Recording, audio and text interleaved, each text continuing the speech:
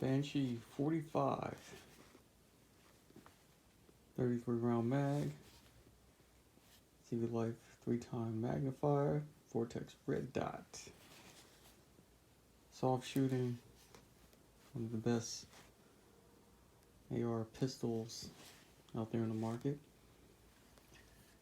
Daniel Defense 300 Blackout, same setup. Waiting for my suppressor to get in, hopefully before my birthday next year. Very compact, collapsible brace, makes it very concealable. My Banshee 10mm 30 round mag, same setup. Again, softest shooting 10mm out there. Collapsible brace. And my Ruger PC Charger 9mm 30 round mag. Different setup, just the red dot.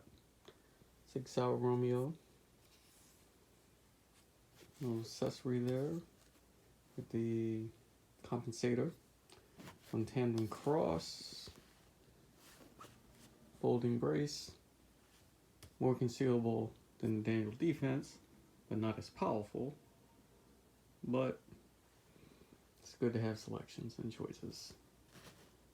Well, that is my collection that I have.